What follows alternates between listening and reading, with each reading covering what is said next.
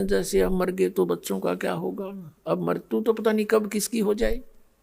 तो मरते समय फिर मनमाना काल का यूं भी दाव लग जा कि आपके छोटे बच्चे हैं, कोई 20 वर्ष का, कोई 25 वर्ष का, अभी क्या होगा। तो पुण्यात्माओं, कल आपको बताया था, पहले भी बताते रहते हैं कि परमात्मा ने जिस भी बच्चे की किस्मत में जो लिखा है वो अवश्य मिलेगा, चाहे माता पिता जीवो चाहे मरो, उसको वो प्राप्त होगा ही होगा। इस दास का बिटर एक्सपीरियंस है। ऐसा देखा हमारे रिश्तेदारी में, एक छोटे छोटे बच्चों का पिता मर गया और वो रो रहा था मरते समय, हाय मेरा क्या, मेरे बच्चों का क्या होगा, मेरे बच्चों का क्या। हम भी दुखी थे उस बात से, सचमुच इनका क्या होगा, जब तक इस दास को उपदेश प्राप्त नहीं हुआ था।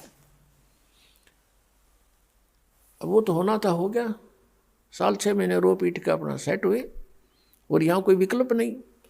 अब ये दास देखता है भाई जीवित थे और जो जिनका पिता मर गया था, आज वो बच्चे उनसे 21 हैं, हर्ष थी। तो इस दास को जब नाम उपदेश हुआ, ये घटना घट चुकी थी। इस तरह की बातें फिर दास को याद आई और फिर परमात्मा के चरणों में समर्पित हुए। उसी समय कुछ एक ऐसी घटनाएं समाचार पत्रों में, क्योंकि पहले तो हम पढ़ते थे कोई भी कथा, एक वैसे सुन लिया फलाना मर गया, एक्सीडेंट हो गया, एक्सीडेंट हो गया, लेकिन फिर कलेजे में रखी जाती थी ये बातें जो हम सुना करते थे। एक रोहतक के अंदर एक बैंक मैनेजर था, स्टेट बैंक ऑफ इंडिया का। उसने बैंक लोन लेकर के कुछ अपना संपत्ति जोड़ करके 3.5 लाख रुपए की कोठी बनाई, और सन 1983 की बात है। उस समय की 3.5 लाख आज 35 लाख होंगे, ज़्यादा कह दूँ तो वो भी कम रहे। और बहुत अच्छा उस सेक्टर के अंदर देखने योग्य थी कि वो कोठी बनी है तो वो बनी है। उसकी मुहूर्त करनी थी, उसने सब रिश्तेदार बुला रखे, वो जंतर मंत्र करनी है, उसके मुहूर्त करनी है बुला रखे, और घूटी सूटी लानी है मित्र बुला रखे कि एक भाई वो पंडित जी कर लिया अपने टोटर पटोटर से, फिर अपना घूटी लावांगे, जश्न मनावांगे।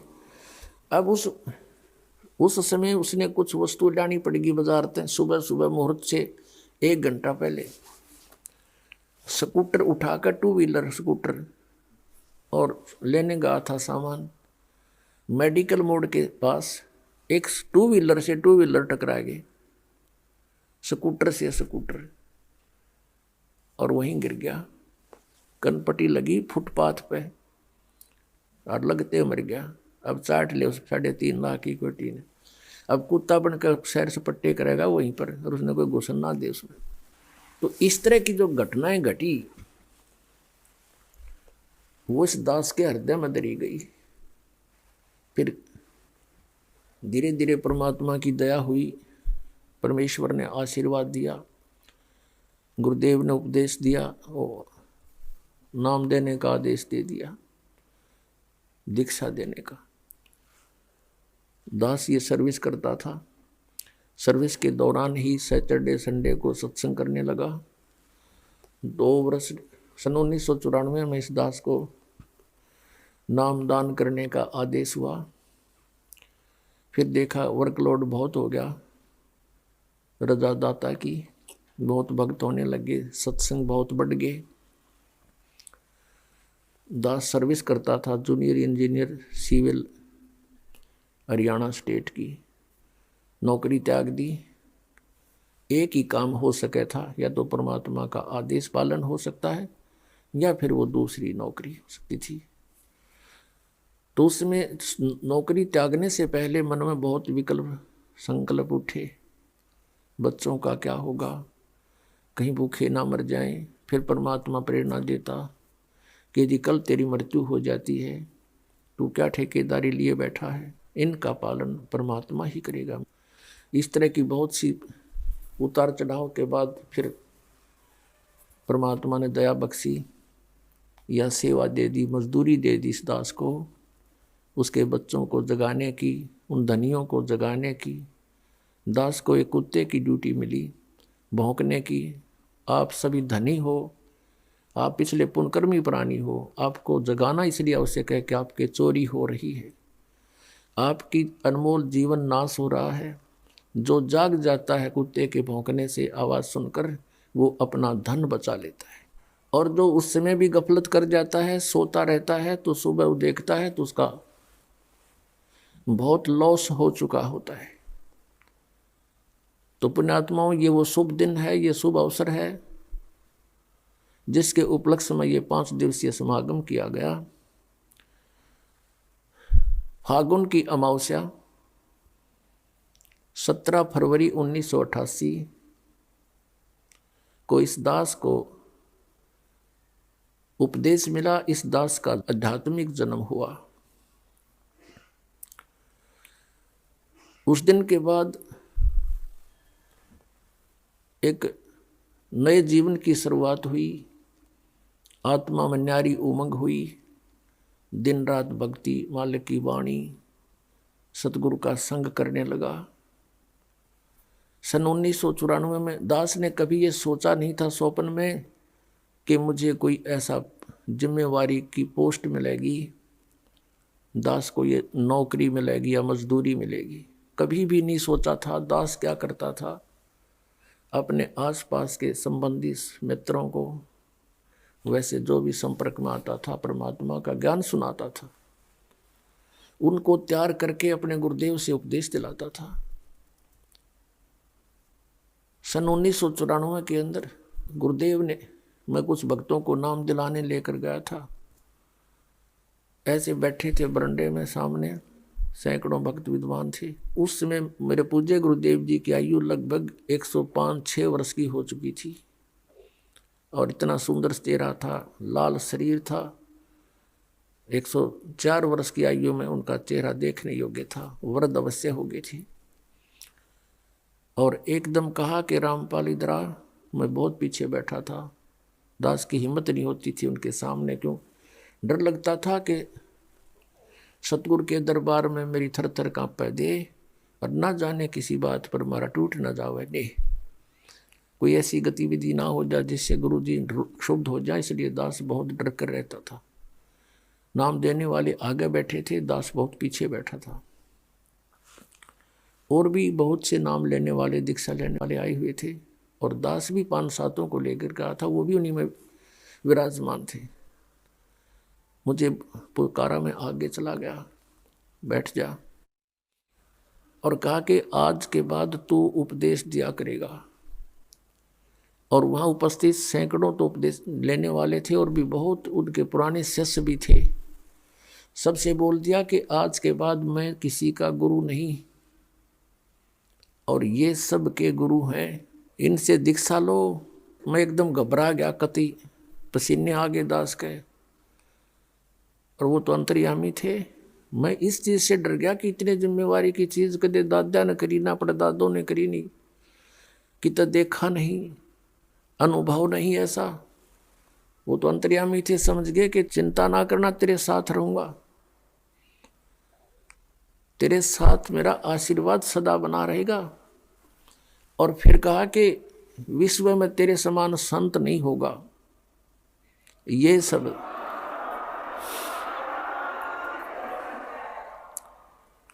अब पुण्यात्माओं, उस समय दास अपने को भगत भी पूरा नहीं मानने था और उन्होंने इतनी बड़ा आशीर्वाद दे दिया कि तेरे समान विश्व में कोई संत नहीं होगा। तो कहते हैं गुरु मेहर करे तो काग से हंस बना दे। उन्होंने अपनी मेहर से इस दास को, कव्वे को हंस बनाया, अपने ही आशीर्वाद से संत बनाया। उस समय हमारी बाल बुद्धि थी, ये बात समझ में नहीं आई कि मेरे जैसा एक तुच्छ प्राणी और विश्व में मेरे समान कोई संत ना होगा। ये बात गले नहीं उतर रही थी, लेकिन गुरु की जो वचन है वो उसमें दोष भी दिखाई नहीं देवा था। जैसे कोई छोटा बालक होता है और उसको कोई कहता है कि बेटा वो पेन ला, वो जैसे पेन रखा होता है, ये पेन रखा हो और वो बच्चा उठा लेता है, वो पूछता है डैडी ये क्या है, पिताजी ये क्या है। पिताजी कहता बेटा पेन है। वो कहता है कि पेन है, हैं पेन है, हैं और इस बात को कहते कहते उसको रख के वो और खेल लग जाता है। कहने का भाव ये है कि उसको न तो ये अविश्वास है कि पिताजी जो कह रहा है वो गलत होगा, लेकिन उसकी बुद्धि इतनी बाल है कि इसको समझ नहीं पा रही, ये पेन है, वो ऐसे उसको छोड़कर चला जाता है। तो इस दास की अब वो ऐस अतिथि थी, उन्होंने कहा कि तेरे बराबर विश्व में कोई संत नहीं होगा। तो उसमें दास ऐस अतिथि में था और वो जो कह रहे थे तो पेन था ही। तो अब इस बात का कुछ एहसास हो रहा है, क्योंकि अन्य संतों ऋषियों के जो अनुभव देखे दास ने, इनके पास तक खख भी कोई नहीं अध्यात्म ज्ञान का। तो हम इस योग्य नहीं थे, गुरु जी के आशीर्वाद से हो गए, यो ज्ञान हो गया, बुद्धि खुली और इन महर्षियों के अंदर इनके झांक के देखा, इनके खुले वो बोरे दिन पर ISI मार्ग ला रखा, गोबर पर रखा था इन्हें सब ने। किसी के पास मोक्ष मार्ग नहीं, सबकी दुर्गति हुई। पिछले इतिहास बतावें, हमारे ग्रंथ कहते हैं कुछ, ये हमें बता रहे थे उसके विपरीत।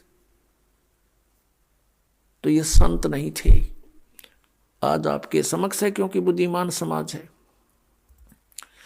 तो पुण्यात्माओं, जिस दिन आपका आध्यात्मिक जन्म होता है वो आपका वास्तविक जन्म है इस पृथ्वी मंडल पर। शरीर के जन्म तो असंख्यों हो लिए, जन्म तो वो भी है क्योंकि शरीर स्टार्ट हुआ, और अब आत्मा का जन्म समझो, आध्यात्मिक जन्म उसका उस दिन है जिस दिन सतगुरु मिल गए।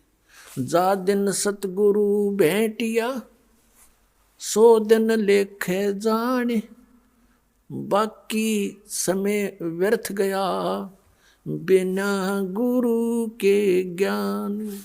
कि यही समय हमारा उस दिन से लेखे लगा जीवन, जिस दिन से पूर्ण संत मिले। नकली गुरुओं से उपदेश लिया हुआ व्यर्थ है। तो पुण्यात्माओं, अब प्रसंग चल रहा है, आगे गए ना बावड़े रहते भी सब जाही, बिन साहिब की बंदगी कहीं ठोर ठिकाना नहीं। अब जैसे आपका यहाँ मानुष जन्म है, यहाँ से मृत्यु हुई, पुण्य के आधार से आप स्वर्ग गए, पाप के आधार से नरक गए। जब आपका स्वर्ग का समय समाप्त हुआ, वहाँ से तुरंत वहाँ से बाहर फेंक दिया जाएगा। जैसे यहाँ मनुष्य जीवन पूरा होते ही आपको बाई फोर्स यहाँ से निकाल लिया जाता है, फिर नहीं एक सेकंड का भी, एक सांस भी आपको नहीं मिलेगा। और चलो धर्मराज के दरबार में, इतने पुण्य, चलो स्वर्ग में। अब स्वर्ग में भी बाई फोर्स, क्योंकि विधान है यहाँ का, सारा कार्य यहाँ पर हमारे साथ बाई फोर्स बलपूर्वक करा जा रहा है, हम स्वतंत्र नहीं है। जब तक हम परमेश्वर कबीर जी की शरण में नहीं आते हम परतंत्र हैं। तो जब आप स्वर्ग में गए, स्वर्ग समय पूरा होते ही कहते चलो जबरदस्ती नरक में, नरक का समय पूरा होते ही फिर चलो कुत्ता बनो, कुत्ते का समय पूरा होता चलो गधा बनो, गधे का समय पूरा होते ही फिर कभी 84 लाख योनियों भोग के फिर मनुष्य जीवन मिल गया, मनुष्य जीवन समय पूरा होते ही फिर चलो, या चलो चलो तो सतलोक में मिटेगी। अब जैसे गीता जी अध्याय नंबर 15 के श्लोक नंबर 1 से 4 में कहा है, अर्जुन जिसमें तत्वदर्शी संत तुझे मिले, उसके पश्चात इस अज्ञान को तत्व ज्ञान रूपी शस्त्र से काट के, अर्थात उस तत्व ज्ञान के आधार से साधना करके उसके पश्चात अच्छी तरह समझ के उसके पश्चात परमेश्वर के उस परम पद की खोज करनी चाहिए, जहां जाने के बाद साधक फिर लौटकर कभी संसार में नहीं आते, उनकी चलो चलो समाप्त हो जाती है। और पुण्यात्माओं कई भक्त बड़े चिंतित होते हैं, और मुझे तो एक बहुत बड़ा आश्चर्य है कि राधा स्वामी पंथ और धन धन सतगुरु पंथ, जय गुरुदेव पंथ, अंसा देश वाला का पंथ, ये बाल योगेश्वर सतपाल जी का, और किसी का भी देख लो, सब कहते हैं भगवान निराकार है वहाँ पर सतलोक में, जैसा भी ये सतलोक जानते हैं, प्रकाश ही प्रकाश है, चेतन ही चेतन है, आत्मा उसमें ऐसे जाकर मिल जाती है जैसे बूंद समुद्र में। भले आदमियों, ये कोई थ्योरी हुई थरी, ये कोई बात हुई? अरे परमात्मा के लिए हम भटक रहे हैं, परमात्मा से मिलेंगे, उनके दर्शन होंगे। तो अगर परमात्मा वहां नहीं है फिर फायदा क्या? अब जैसे ये तो पता नहीं कैसा ये झुंड वहां रुका हुआ है इन अज्ञान आधार पर कि वहां भगवान है नहीं, प्रकाश ही प्रकाश है, उसमें जाकर समाप्त हो जाएंगे। लेकिन एक आम विवेकशील व्यक्ति भी इस बात को सोचता है। जैसे एक भक्त ने प्रश्न किया, कहने लगा जी वहाँ सतलोक में तो बतावे है कुछ भी को नहीं, मैंने सुना इनसे कईयों से ज्ञान सुना है कि वहाँ सतपुरुष वो परमात्मा तो है नहीं, प्रकाश ही प्रकाश है, तो हम को नहीं जाओ प्रकूट है, वहाँ क्या करेंगे फिर? जहाँ कुछ भी नहीं है वहाँ दिल लगे नहीं। एक ने तो यहाँ तक कहा, फिर उसको मैंने समझाया, भाई बात सुन, वहाँ सब कुछ है, वहाँ हरे भरे बाग बगीचे हैं, सदाबहार वृक्ष हैं, फलदार वृक्ष सदाबहार है, और वहाँ पर काजू किस्मत सेब संतरे सब सदाबहार है, वहाँ कोई काम नहीं है, कोई कार्य नहीं करना पड़ता। पुण्यात्मा काम कौन करके पर्सन है? आजकल हमने कितनी सुविधाएं कोशिश कर ली बनाने की, रिमोट से टीवी चले, रिमोट से सब कुछ है? गेट खुल जाते हैं, बंद हो जाए रिमोट से। हम सभी व्यक्ति नो सोचें, कम से कम काम करें और सुविधा घनी हो। तो ये हमें सतलोक में प्राप्त थी और हम चाहते मरा नहीं और मरांगे डेफिनेट। तो ये सुविधा यहाँ नहीं, हमें सतलोक में थी। हम चाहे बुढ़ा ना हो, हमारा सुंदर शरीर है। कई तो ऐसे लीडर देखे हैं, नेता और अभिनेता अपनी वो कराते हैं सर्जरी युवा दिखण खातिर। ये मन की टेंडेंसी है, बस की बात नहीं। एक 82-80 साल की बुढ़िया, और नो कह दिया उसको, बुढ़िया इधर खड़ी हो जा। नो कहते ना बुढ़ी दिखूँ मैं, और दांत भी नहीं उसका, तेरा गजब हो, और बुढ़ी कद दिखेगी फिर? मतलब कहने का भाव ये है कि हम बुढ़ापा स्वीकार करना नहीं चाहते और मृत्यु पसंद नहीं। तो इसका कारण क्या है कि हम सतलोक में थे, वहाँ ये दोनों रोग नहीं थे। गीता जी अध्याय नंबर 7 के श्लोक 29 में कहा है कि अर्जुन, जो उस तत्व ब्रह्म की भक्ति करता है, जो जरा और मरण से छूटने के लिए, जरा माने बुढ़ापा और मरण माने मृत्यु, इसके छूटने के लिए जो प्रयत्न करते हैं वो तत्ब्रह्म से, सारे दात्म ज्ञान से और सभी कर्मों से परिचित हो चुके हैं। वो इस संसार की किसी वस्तु की डिमांड नहीं रखते। तो जरा और मरण तो सतलोक में समाप्त होगा। तो उसके लिए तत्वदर्शी संत की खोज करनी, वो तत्वदर्शी संत जो बतावे उसके आधार से भक्ति करने वाले को फिर वो सुविधा प्राप्त होती है, सतलोक प्राप्त होता, जहाँ जाने के बाद फिर कभी मृत्यु नहीं होती। अब गीता जी अध्याय नंबर 8 के श्लोक नंबर 1 में अर्जुन ने पूछा था कि वो किम तत्ब्रह्म, जो आपने 7वें अध्याय 29 में कहा है। तो गीता ज्ञानदाता ने तीसरे श्लोक में उत्तर दिया 8वें अध्याय के गीता जी में कि वो परम अक्षर ब्रह्म है। तो यहाँ प्रसंग फिर हम उसी स्थान पर आते हैं कि उस व्यक्ति को बहुत समझाया हमने कि वहाँ पर सारी सुविधाएं उपलब्ध हैं, वहाँ दूधों की नदी बहती है, वहाँ दूध खराब नहीं होते, वहाँ ऐसा आहार है। फॉर एग्जाम्पल जैसे यहाँ गंगा का जो जल है ये सतलोक से आया हुआ है, ये इस काल के लोक का नहीं है। तो इससे ही आप आइडिया लगा सकते हो, इस गंदे लोक में भी खराब नहीं होता जल, से 10-100 वर्ष रखो इसको कई बोतल में। और आपको एक प्रमाण देते हैं, जो हम यहाँ एक कुंभ रखते हैं, जो पाठ करते हैं, और पाठी ठीक ढंग से इसका पाठ करते हैं स्वच्छ आत्मा से, तो वो जल उस मालिक की, उस सच्चिदानंद घन ब्रह्म की वाणी के उच्चारण से उसमें इतनी ताकत है परमात्मा की वाणी में कि वो जल गंगा जल से भी श्रेष्ठ बन जाता है। हमारे पास सन 1995 का एक बोतल में जल रखा है, एक बहन के घर रखा था, हम सत्संग क्या करते गाँव गाँव में, नगर नगर में जाके, तो उसके पास रखा था एक बोतल में, लगभग वो 2-3 किलो की होगी। और वो कहने लगी जी हमारे पास वो मंत्र वो रखा है जल, उसका क्या करूं? ये सन 2009 में उसने दिखाया, 1994 का। 15 साल का जल एज इट इज रखा है, न्यू का उसमें कित कण भी नहीं किसी वस्तु खराब होने का। तो कहने का भाव ये है कि ऐसे पदार्थ है वहां पर, वो कभी व्यर्थ नहीं होते। नदी बहती है, दरिया बहते हैं, सरोवर भरे हैं, दूध और दही सभी प्रकार की मेवा के। तो मैंने उससे कहा कि वहाँ सारी सुविधाएं हैं।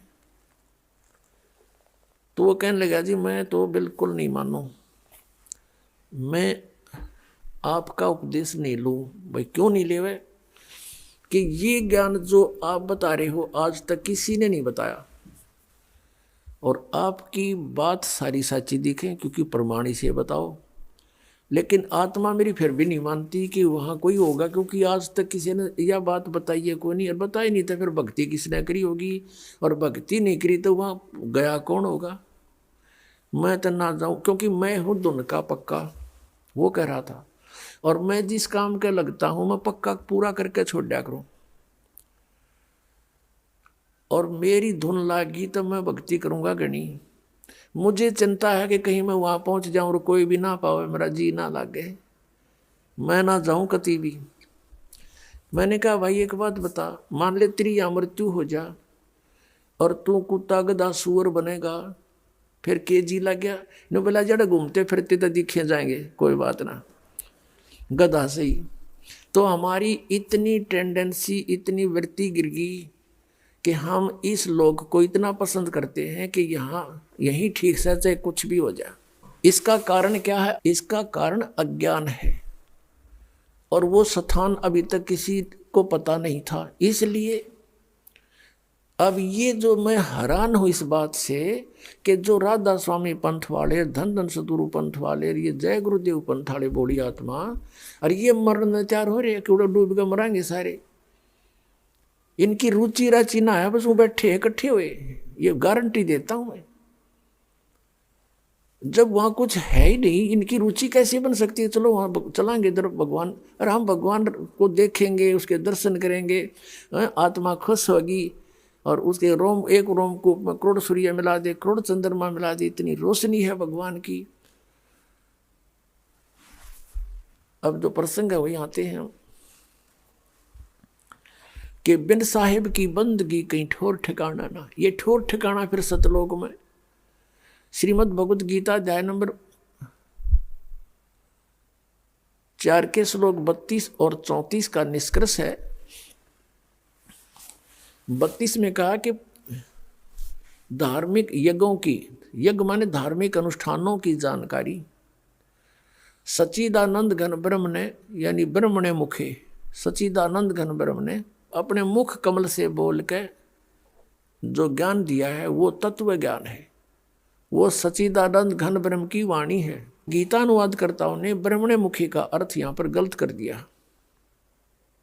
उन्होंने वेद की वाणी लिख दी, क्योंकि ये तो विचलित थे, इनके पास वो मास्टर की नहीं थी, या सृष्टि रचना का ज्ञान था नहीं जिससे सब सदग्रंथ खुल सकते हैं, जिस कारण से इन्होंने अर्थों के अनर्थ कर डाले। श्रीमद् भगवत गीता अध्याय नंबर 7 के श्लोक नंबर 18 में अनुत्तमम शब्द का अति उत्तम कर रखा है। बता, छठी कक्षा के बच्चे ने पूछ ले, उत्तम माने श्रेष्ठ, गुड, अनुत्तम माने बैड, और ये बैड का अर्थ गुड लिख रहे हैं। बुद्धि मारी गई इनकी, क्योंकि इनको ज्ञान नहीं था। 18वें अध्याय के 66वें श्लोक में वर्ज माने जाना होता है, इन्होंने आना कर रखा है। गो माने जाना होता है, उसका कम लिख दिया, आना कर दिया। तो काहे के विद्वान थे ये? क्योंकि इनको ज्ञान नहीं था, अज्ञानी थे।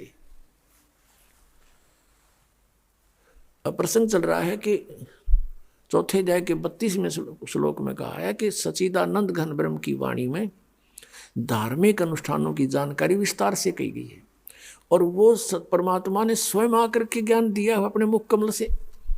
वो कबीर वाणी है, और कबीर वाणी को समझने वाले भी कुछ ही संत मिलेंगे, सभी नहीं है। तो 4थे अध्याय के 34वें श्लोक में कहा है कि जो तत्व ज्ञान सच्चिदानंद घन ब्रह्म की वाणी में, कबीर वाणी में है, उसको, वो तत्व ज्ञान है। उस तत्व ज्ञान को तू तत्वदर्शी संतों के पास जाकर समझ। विनम्र भाव से प्रार्थना करना, कपट छोड़कर बात करना, वो तत्वदर्शी संत तुझे उस परमात्म तत्व का ज्ञान कराएंगे। अब 15वें अध्याय के 1 से 4 में स्पष्ट किया है कि उल्टे लटके हुए संसार रूपी वृक्ष को, उल्टा लटका हुआ संसार रूपी वृक्ष है, ऊपर को इसकी जड़ है, वो तो परम जीव पुरुष है, वो परम अक्षर ब्रह्म समझो, और नीचे को तीनों गुण रूपी शाखा है। और जो संत इस वृक्ष के सभी पार्ट्स बता देगा, भाई जैसे संसार रूपी वृक्ष है फॉर एग्जाम्पल है, तो इसमें मूल कौन है, कौन परमात्मा है, कौन प्रभु है, कौन साहिब है, और तना कौन है, डार कौन है, शाखा कौन है, पत्ते क्या है। सवेदविद, वो वेद के तात्पर्य को जानने वाला है, वो तत्वदर्शी संत है। पहचान बता दी कि ऊर्ध्व मूलम अधः शाखम, ऊपर को मूल वाला, नीचे को तीनों गुण रूपी शाखा वाला, ये संसार रूपी वृक्ष है। जो इसको पत्तों सहित बता देगा, जड़ से लेकर ये कौन विभाग अलग अलग बताएगा, सवेदविद, तो वो परमेश्वर ने स्वयं आकर के अपनी सच्चिदानंद घन ब्रह्म की वाणी कबीर वाणी में बोला हुआ है। अक्षर पुरुष एक पेड़ है, निरंजन वा की डार, और तीनों देवा शाखा है, ये पात रूप संसार। ओए होए, अक्षर पुरुष एक पेड़ है, सरपुरुष वा की डार, इस तरह समझो। जैसे गीता जी को समझना है तो ऐसे समझो इस वाणी को। गीता जी अध्याय नंबर 15 के 16-17 में मंत्रों में कहा है सरपुरुष अक्षर पुरुष, और 17वें में कहा कि उत्तम पुरुष तो अन्य इन दोनों से भी अलग है, वो परम अक्षर पुरुष है, जो 8वें अध्याय के 3रे श्लोक में जिसका विवरण है। तो यहाँ परमात्मा ने बताया है कि अक्षर पुरुष एक पेड़ है, और सरपुरुष वा की डार, और तीनों देवा शाखा है, ये पात रूप संसार। अब देखिएगा एक बार, पुण्यात्माओं, आप पहली कक्षा के बालक हो, यानी प्रवेश है आपका आज आध्यात्मिक यूनिवर्सिटी में। अब से पहले तो आपको कॉमिक्स पढ़ाई जाती थी, आपको नावल पढ़ाए जाते थे, बेतुकी बातें सुनाई जाती थी, वो अध्यात्म ज्ञान नहीं था। ये देखिएगा उल्टा लटका हुआ संसार रूपी वृक्ष। अब ये है संसार रूपी वृक्ष, और परमात्मा ने इसको कैसे डिफाइन किया है, ये ऐसे देखिएगा। सच्चिदानंद घन ब्रह्म की वाणी में क्या लिखा है।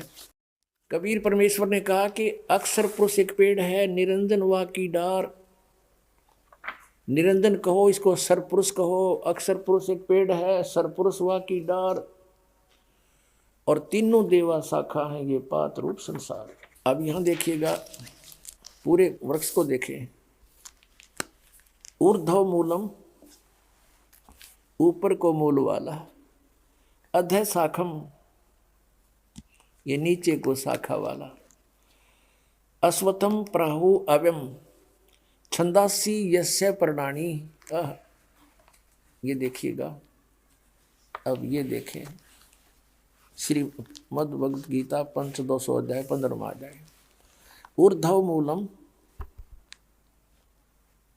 अधः शाखम अश्वत्थम प्राहु अव्यम, छंदासी यस्य पर्णानि, ये तम वेद स वेदवित्।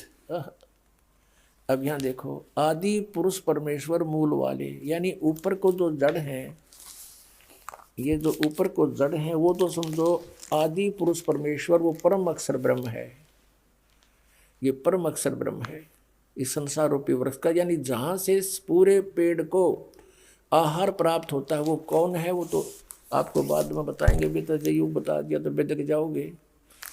अभी आपको यहीं से लेकर चलते हैं। ये ऊर्ध्व मूलम, ऊपर को मूल रूपी जड़ वाला, ये आदि पुरुष परमेश्वर है। अधः शाखम, और नीचे को शाखा है। अब गीता ज्ञानदाता ने केवल हिंट दिए हैं ऊर्ध्व मूलम, इस गीता जी में ओनली ऊर्ध्व मूलम अधः शाखम, बस, और कोई संकेत नहीं इसने। और ये अश्वत्थम प्राहु अव्यम, ये उल्टा लटका हुआ संसार रूपी वृक्ष अविनाशी वृक्ष है। छंदासी यस्य पर्णानि, छंद यानी इसके विभाग और पत्ते आदि इसके छंद हैं, विभाग हैं। और ये तम वेद, या इस अज्ञान रूप में अंधकार में छुपे हुए इस ज्ञान को जो जानता है, स वेदविद, वह वेद के तात्पर्य को जानने वाला। यहाँ देखिएगा, आदि पुरुष परमेश्वर मूल वाले, यानी ऊपर को जड़ तो आदि पुरुष परमेश्वर परम अक्षर ब्रह्म सत्य पुरुष है। अधय शाखम, यह इन्होंने अधय का अर्थ गलत कर दिया क्योंकि इनको ज्ञान तो था ही नहीं। अधय का अर्थ कर दिया ब्रह्मा रूप मुख्य शाखा वाले, गलत कर दिया। अब इन देखिएगा, इन्हीं का अनुवाद ये दूसरे श्लोक में ये दो बार अधय शब्द है, अधय और अधय, इसका अनुवाद यहाँ किया इन्होंने। अधय माने नीचे, अधय माने नीचे और अधय माने नीचे। तो यहाँ अब हम परमात्मा के दिए इस ज्ञान से, बुद्धि से हम इसको ठीक करेंगे। ये प्रथम मंत्र में जो अनुवाद गलत कर दिया, यहाँ पर ऊर्ध्व मूलम, ऊपर को आदि पुरुष परमेश्वर मूल वाले, ये तो ठीक संकेत कर दिया अनुवादकर्ता ने। और यहाँ कर दिया अधय शाखम, ब्रह्मारूप मुख्य शाखा, इनकी बुद्धि ब्रह्मा विष्णु महेश से ऊपर उठी है को नहीं। तो यहाँ लिखना था नीचे को शाखा वाला। संसार रूपी वृक्ष को अविनाशी कहते हैं। वेद जिसके, इन छंद का अर्थ वेद कर दिया, वेद जिसके पत्ते कहे गए। अभी सुनते जाओ। उस संसार रूप वृक्ष को जो मूल सहित तत्व से जानता है, यानी जड़ से लेकर के सब पत्तों तक जानता है, स वेदविद, वह वेद के तात्पर्य को जानने वाला है, अर्थात वो तत्वदर्शी संत है। इसका ये अर्थ है। फिर क्या लिखा है कि ये उस संसार वृक्ष की तीनों गुण रूप, ये कोड वर्ड है। ये तत्वदर्शी संत बिना परमात्मा की दया बिना नहीं समझ में आ सकते। रजगुण ब्रह्मा, सतगुण विष्णु, तमगुण शिवजी रूपी ये इसकी शाखा है। उस संसार की तीनों गुण रूपी विषय पर वाला शाखा, ये शाखाएं हैं। यही समझो, इतना ही काफी है। इन्होंने तो बहुत कुछ लिख रखा है। नीचे और ऊपर फैली हुई है और इस मनुष्य लोक में कर्मा के बंधन के अनुसार ये हमें फंसाए रखने की भी मुख्य कारण है। यहाँ मूल जड़ नहीं है। ये ब्रह्मा विष्णु महेश को बताया कि तीनों गुण हमारे को यहाँ कर्मानुसार बांधे रखते हैं। वो नीचे और ऊपर, ये ऊपर स्वर्गलोक में, नीचे पाताल लोक में, पृथ्वी लोक पर यह ज्ञान बोला जा रहा है। ऊपर और नीचे, बस सर्वलोकों में नहीं, ये व्याप्त है बस। अब यहाँ कहता गीता ज्ञानदाता 15वें अध्याय के 3रे श्लोक में, इस संसार रूपी वृक्ष का स्वरूप जैसा कहा गया है, कहा है वैसा यहाँ विचार काल में, अर्थात गीता ज्ञानदाता कहता तेरे और मेरे डिस्कशन में अर्जुन यहाँ नहीं, मैं नहीं बता पाऊँगा, नहीं पाया जाता, मैं नहीं बता सकता, क्योंकि इसका न आदि है और न अंत है और न इसकी कोई अच्छी प्रकार स्थिति का मुझे ज्ञान है। इसका अर्थ ये है। इसलिए इस सुविरुद्ध मूलम, अति दृढ़ मूल वाले, ये तो इनकी अपनी सोच है। अति दृढ़ मूल यानी ऊपर को जो जड़ है वो तो अविनाशी श्लोक है, अविनाशी परमात्मा है। अति दृढ़ मूल वाले, अविनाशी मूल रूपी प्रभु और लोक वाले इस संसार रूपी वृक्ष को दृढ़ है माने दृढ़, असंग शस्त्रेण, उस तत्व ज्ञान रूपी शस्त्र के द्वारा, ये गलत लिखा, उस तत्व ज्ञान रूपी शस्त्र द्वारा काट कर, अर्थात अच्छी तरह समझ कर, 15वें अध्याय का 4थे श्लोक का है। उसके पश्चात उस परम पद रूप परमेश्वर की भली भांति खोज करनी चाहिए, जिसमें गए हुए पुरुष यानी साधक फिर लौटकर संसार में कभी नहीं आते, और जिस परमेश्वर से पुरातन संसार रूपी वृक्ष की प्रवृत्ति विस्तार को प्राप्त हुई है, यानी जिस परमात्मा ने इस संसार रूपी वृक्ष की रचना की है, सारे ब्रह्मांडों की रचना की है, और उसी आदि पुरुष नारायण की मैं शरण हूँ। ओए गीता ज्ञानदाता कह रहा है कि इस प्रकार दृढ़ निश्चय करके उस परमेश्वर का मनन और निधि ध्यान करना चाहिए। अपना भी नहीं बता रहा यहाँ पर, क्योंकि यह चलो चलो मिटाने के लिए उससे की भक्ति करनी पड़ेगी। अपने आत्मा परमेश्वर कबीर देव जी वो सच्चिदानंद घन ब्रह्म हैं, वो सबके मूल हैं, इस संसार रूपी वृक्ष के मूल हैं, वहीं से सबकी उत्पत्ति हुई है। उन्होंने अपने वचन से सब ब्रह्मांडों को, प्रकृति को, जीव को, सबकी रचना की है। तीनों गुण 5 तत्व परमात्मा ने ही अपने वचन से उत्पन्न करके इस ज्योति निरंजन सरपुरुष को दिए थे। अब परमात्मा ने बताया कि अक्षर पुरुष एक पेड़ है, सरपुरुष वा की डार, और तीनों देवा शाखा हैं ये पात रूप संसार। अब स्पष्ट हुआ चौथे अध्याय का 32 और 34 के अंदर 2 विवरण है। अब स्पष्ट होगा कि सच्चिदानंद घन ब्रह्म ने स्वयं आकर के अपने मुख कमल से वो तत्व ज्ञान बोला है, और वो सच्चिदानंद घन ब्रह्म की वाणी में जो लिखा है वो तत्व ज्ञान है। यानी वाणी माने मुख से बोलकर, मुखे लिखा उसमें, यह भी सारी जो है ना शंका मिटा दी कि ब्रह्मण मुखे सच्चिदानंद घन ब्रह्म के मुख से उच्चारित वाणी में, उसके मुख कमल से बोले हुए वचनों में जो तत्व ज्ञान है उसमें विस्तार से लिखा गया है। और उसको तत्वदर्शी समझ सके इस दास के अतिरिक्त आज तक इन सदग्रंथों को कोई समझ सका हो तो बता दो इस दास को।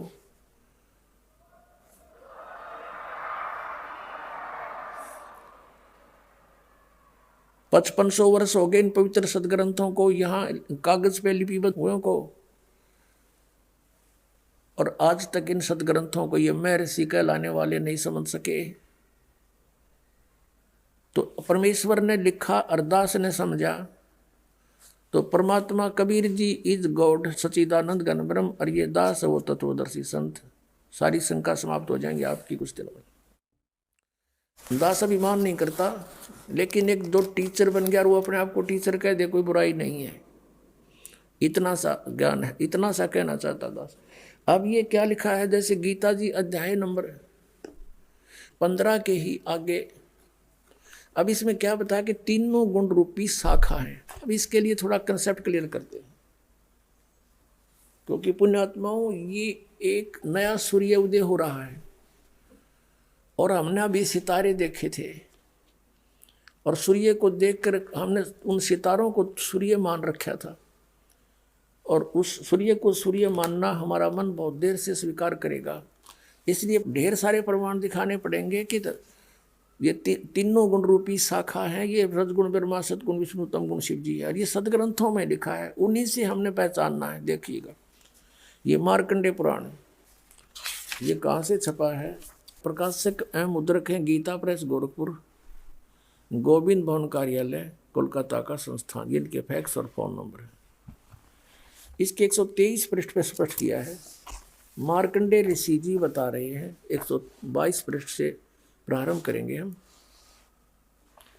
या नीचे आ जाइए। मार्कंडेय जी बोले, मुने, अब यहाँ हमारे मतलब का यहाँ पर है, इसके सामने का ये रहा। इस तरह सारे विवरण को यहाँ निष्कर्ष आ जाता। इस तरह स्वयंभू परमात्मा की 3 अवस्थाएं हैं। रजोगुण प्रधान ब्रह्मा, तमोगुण प्रधान रुद्र, सत्व प्रधान विश्वपालक विष्णु है। यही 3 देवता हैं और यही 3 गुण हैं। अंडरस्टूड हो गया कि तीनों गुण हैं, रजगुण ब्रह्मा, सतगुण विष्णु, तमगुण शिव जी। बुद्धिमान को संकेत ही बहुत होता है। अब श्रीमद् भगवद गीता को अब फिर देखते हैं इन 4 श्लोकों को, और फिर आगे चलते हैं 16 और 17 श्लोक में। ये देखिएगा, ये पंचदशो अध्याय 15वां अध्याय है श्रीमद् भगवद गीता का। इसमें से इतना ही लिखा कि ऊर्ध्व मूलम अधः शाखम, ऊपर को मूल, नीचे को तीनों गुण रूपी शाखा वाला। अश्वत्थम प्राहु, ये अविनाशी संसार रूपी वृक्ष कहा गया है। छंदासी यस्य प्रणानी, छंद माने विभाग होता है, छंद अलग अलग विभागों में, और लोकोक्तियों के माध्यम से जो लिखा हुआ ज्ञान वो छंद है, अलग अलग विभाग है। यस्य प्रणानी, ये तम वेद स वेदवित। गीता ज्ञानदाता ने सिर्फ 2 शब्द बोले हैं संसार रूपी वृक्ष के, ऊपर को मूल और नीचे को शाखा, शाखा वाला। और इसमें क्या लिखा है? आदि पुरुष परमेश्वर मूल वाले, यानी जड़ तो आदि पुरुष परमेश्वर है। यहाँ अनुवाद गलत किया है। अधः शाखम, नीचे को शाखा वाला। और तीनों गुण शाखा कहाँ है? ये दूसरे में, उस संसार वृक्ष की तीनों गुण रूप। और ये देखो शाखाएं, ये शाखाएं, ये शाखाएं हैं, तीनों गुण रूप शाखाएं हैं। रजगुण ब्रह्मा, सतगुण विष्णु, तमगुण शिव जी। ये तत्वदर्शी संत के लिए ऑप्शन छोड़ रखा है इसने, वो दास आपको क्लियर कर ही रहा है। तो इसने तीनों गुण भी लिखा है, तीनों गुण रूपी शाखा है। ऊपर को जड़ जो हो अविनाशी परमात्मा है, वो दृढ़ है। बस इससे ज़्यादा कहता मैं नहीं जानता। और इसमें स्पष्ट किया है कि उस संसार रूपी पीपल के वृक्ष को अविनाशी कहते हैं। वेद जिसके पत्ते कहे गए हैं और उस संसार वृक्ष रूप वृक्ष को जो व्यक्ति, जो पुरुष मूल सहित तत्व से जानता है, स वेदवित, वह वेद के तात्पर्य को जानने वाला है, अर्थात वो तत्वदर्शी संत है। ये पहचान भी बता दी।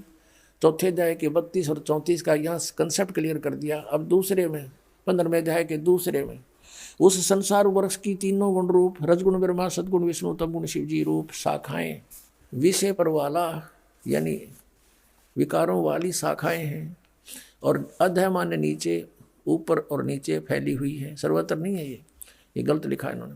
अब मनुष्य लोक में कर्मों के बंधन में बांधने वाली कर्म के अनुसार सबको यहाँ संस्कारवश रोके रखने का भी मुख्य कारण ये तीनों गुण, रजगुण ब्रह्मा, सदगुण विष्णु, तमगुण शिव जी ही हैं, ऊपर और नीचे व्याप्त हैं। अब तीसरे में कहा है कि इस संसार का स्वरूप जैसा कहा है, गीता ज्ञानदाता भी हाथ खड़े कर देता है, वैसा यहाँ विचार काल में तेरे मेरे डिस्कशन में गीता के ज्ञान में नहीं पाया जाता। मैं नहीं बता पाऊंगा, क्योंकि न इसका आदि है और न इसका अंत है, तथा इसकी अच्छी प्रकार स्थिति नहीं है, न ही इसकी अच्छी प्रकार स्थिति। ये कदम मैं नहीं जानता इसको, इसलिए उसके लिए तो वो कठिन है। इसलिए इस सुविरड मूलम यानी अविनाशी मूल रूपी पूर्ण परमात्मा वाले इस पीपल के वृक्ष, संसार रूपी वृक्ष को असंख्य शस्त्रेन दृढ़ेन, असंख्य शस्त्रेन, दृढ़ माने बिल्कुल जिसमें कोई मीन मेख नहीं, ऐसा वो ज्ञान है तत्व ज्ञान। और तत्व ज्ञान रूपी शस्त्र द्वारा काटकर इन्होंने वैराग्य रूप शस्त्र लिखे। इतना ही ज्ञान था इसका, इन अर्थों का कहीं ये कोड वर्ड है इनका, जिसकी बुद्धि वहीं सेट कर लेते हैं। ये तत्व ज्ञान रूपी शस्त्र द्वारा काटकर, अर्थात उससे समझकर। अब ये चौथा 15वें अध्याय का चौथा।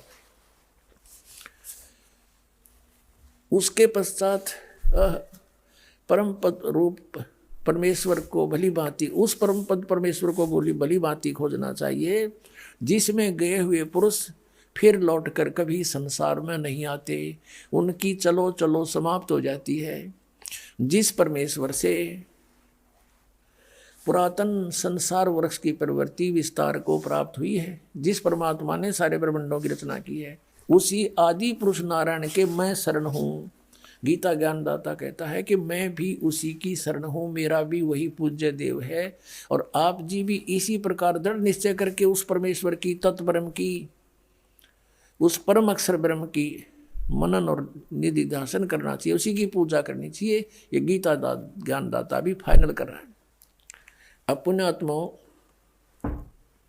हम एक बच्चे को पढ़ाते हैं, बेटे या बेटी को, उसको BA MA या अन्य कोई ट्रेनिंग करवाते हैं। लगभग वो 17-18 वर्ष तक पढ़ता है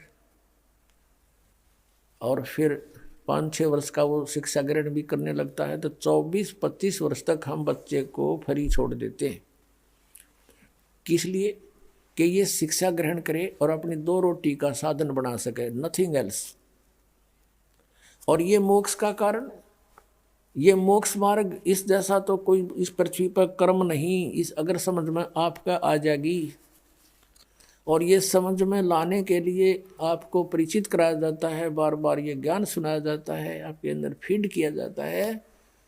और जिस दिन आपकी आत्मा उठ जाएगी, तो आप जी ने जैसे अपने बच्चे को पढ़ाने के लिए धन भी लाया, उसको फ्री छोड़ दिया, समय भी पूरा दे दिया, तब वो 2 रोटी के योग्य होता है या नहीं होता है, वो तो आगे चल के पता लगे। फेल भी हो जाए बच्चा, और पास होने के बाद भी रोजगार मिल रहा है ना मिल रहा है, फिर वो इनू का नू देखा, हमने BA MA करे, आज खेतों में हल जोड़ रहे, मजदूरी कर रहे बेचारे। उसमें कोई गारंटी भी कोई नहीं कि पूरी करके ट्रेनिंग फिर कुछ मिल जाएगा। और इसमें गारंटीड है। और क्या मिलेगा? आजीवन रोजगार, जिसमें बिना करे आपको प्राप्त होगा। गीता जी में लिखा है कि निष्कर्म में मोक्ष प्राप्त होगा। तो उसके लिए हमने समय भी निकालना होगा, 2 पैसे भी लगाने होंगे। यदि आपका यह बात समझ में आ गई तो आपको पृथ्वी पर कोई कार्य दिखाई नहीं देगा। पेट के लिए कार्य करना ये तो मजबूरी है, कर्तव्य है, करना चाहिए, लेकिन ये परम कर्तव्य है। अब आपको ये वो अनमोल ग्रंथ वो अनमोल खजाना प्राप्त हुआ जो हमारे ही घरों में दबा हुआ था, और उस खजाने को ना मिलने से हम मजदूर बने फिरे थे, भिखारी बने फिरे थे। कि हनुमान जी का आगा हाथ जोड़े थे, दिए बाबा छोरा दे दे, कोई कोठी दे दे। हर वो हनुमान और आप पर लंगोट मांडा करते, हमने के देंगे बता। अब कहने का भाव ये है दास का कि हम उनसे मांगते फिर रहते जो कुछ दे नहीं सकते। ब्रह्मा विष्णु महेश आपको क्या दे सकते हैं? आपकी जन्म मृत्यु ये नहीं समाप्त कर सकते, आपके संस्कार में कोई परिवर्तन ये नहीं कर सकते, ये अपनों में नहीं कर सके। जैसे विष्णु जी को श्राप दिया था नारद जी ने, अब यहां काल ने सबकी गांठ बांध रखी है। पहले तो श्रृंगार दे है, इनको प्रेरणा देता है, भक्ति करनी चाहिए। क्योंकि ज्ञान तो ऐसा है परमात्मा के लिए, आत्मा विभोर हो जाती है, तड़फ उठती है, चाहे राज त्यागना पड़ो, चाहे शीश देना पड़ो, क्योंकि उसके बिना इसका पेटा भरा को नहीं, इसको संतुष्टि हो ही नहीं सकती वो मालिक मिले बिना। कितना सुख हो जब उसको ज्ञान होगा तो एकदम अंगड़ाई लेती है आत्मा। वस्तु तो वो है जिस वस्तु को राजाओं ने भी चाहा, तो कितना अनमोल वस्तु है, और हम राज चाह रहे हैं। कितनी बुद्धि भ्रष्ट हो रही है हमारी, बिना ज्ञान के डरे ढो रहे हैं। अब नारद जी ने पता लगा, ज्ञान हुआ तो जंगल में जा बैठा। अब उसने ये सोचा, क्योंकि इन ऋषियों की बुद्धि काल के हाथ में थी, इन पर डरे डुबाव था। अब जैसे ये बच्चे ज्ञान सुनते थे नारद और ऋषियों से, दक्ष आदि से, तो वो क्या बताते थे, भाई परमात्मा की भक्ति बिना गुजारा नहीं, भक्ति करनी चाहिए, ये है। और फिर ये कहते थे भाई ये विकार इसमें बहुत बड़े बाधक हैं, ये भक्ति नहीं करने देते। तो नारद जी ने सोचा पहले इन विकारा ने ठीक करूं। जंगल में जा बैठा, निराहार रह गया, कभी थोड़ा बहुत खा लिया, और 10-12 वर्ष खूब अपनी साधना की। तो उसने आप पे फैसला कर दिया, और कौन सी यूनिवर्सिटी थी इनका टेस्ट हुआ करता, आप पे नहीं बोला कि अब मैंने जीत ली सब इंद्रियों को, अब मैं बिल्कुल वासनाओं से रहित हो चुका हूं। अब वो आ गया अपने पिता ब्रह्मा जी के पास। नारद जी ने कहा, पिताजी अब मैंने अपने विकारों पर काबू पा लिया है, मैंने जीत ली है ये माया, अब मैं भगत बनूंगा। ब्रह्मा जी को तो पता था कि यहाँ पर बुरा हाल है जीव का, और जब जवान बेटा इसको मैं कह दूंगा कि भाई ये तू गलत सोच रहा है, तो मन मान ये गुस्सा हो जा। और गुस्सा होने से इनके पास काल ने ऐसा जुल्म कर रखा है, इनको विषैले सर्प बना देता है। ब्रह्मा को डर था, जैसे ने इसकी अब जो सतिथि में यूं खड़ा है और एक शब्द भी नो कह दिया कि तू गलत कह रहा है, तो मुझे श्राप दे दिया मनमान ने। यानी इनके पास ये श्राप शक्ति भर देता है काल, सिद्धि से, ये इनकी हठ योग से सिद्धि आती है। ब्रह्मा जी चुप रहा, ने बोला बेटा बड़ी अच्छी बात है, लेकिन इस तरह की बातें बताया नहीं करते। अब वो कह तनु था, वो कितने कह देगा विष्णु जी या जी किसी के पास, फिर वो इसकी देही तोड़ेंगे, यानी इसकी विरान माटी कर देंगे। उसने कहा बेटा ठीक है, तू ऐसा करना, कहीं जिक्र ना करना। अक नहीं जी, क्यों ना करूं, मैंने तो विजय पा ली है, ढोल के डंके से कहूंगा। ब्रह्मा जी ने कहा फिर तू विष्णु जी के सामने मत कहना। अच्छा जी, अब वहां तो कह दिया, अच्छा जी पहुंचा। बालक की ये वृत्ति हो है, किसी को नू कह देना कि इस बक्से ना खोलिए, माँ बाप के जाते पहले उसन खोलेगा। यह एक ऐसी वृत्ति हो उस बालक में, जिज्ञासा बढ़ जाती है। तो वो सीधा विष्णु जी के लोक में गया नारद जी। अब भगवान विष्णु ने कहा आओ महात्मा आओ बैठो। कैसे आए बच्चा? अब जी मैं साधना करके आया हूँ। कहा मुझे पता चला था भक्ति करने गए हुए। हाँ जी, और बहुत अच्छा, आपने क्या उपलब्धि की? कि सब विकारों को, सब वासनाओं को, माया को मैंने जीत लिया है, अब मैं मार नहीं खाऊंगा। अब विष्णु जी ने कहा भी ठीक है, बड़ी अच्छी बात बेटा, साधु संत का प्रथम कर्तव्य तो यही होता है, इसमें विकारों को विजय पा। अब जब तो नारद जी तो कह गया, रिमोट काल के हाथ में विष्णु रखा। फिर पाछे तक काल ने प्रेरणा कर दी, उसको इस चिंता बनी रहती है कि अगर ये ब्रह्मचारी पद में पहुंचने लग गए सारी, और बालक बच्चे कौन पैदा करेगा, मैं खाऊंगा कि? तो इसने विष्णु में बर्दी फूक कि इसको तो अभिमान हो गया, चल इसको अभी ठीक करता हूँ। विष्णु जी ने काल प्रेरणा से एक मायावी नगरी रच दी, अपनी सिद्धि थे, 16 कला के भगवान है ये। और वहां पर एक राजा का स्वयंवर रच दिया, राजा की लड़की का स्वयंवर। दूर दूर से देश के नौजवान बच्चे आए हुए थे शादी करने के लिए। स्वयंवर का अर्थ होता था कि लड़की स्वयं अपना पति चुना करती थी अपने पसंद का। माँ बाप के सिर से उलाहना उठ जाता था कि ऐसा ढूंढा, वो खत्म हो जाती थी इस तरह की समस्या। अब नारद जी उसी नगरी से गुजरा, और ब्याह के गीत बहुत बुंडे हो हैं, आम आदमी में प्रेरणा हो जाए।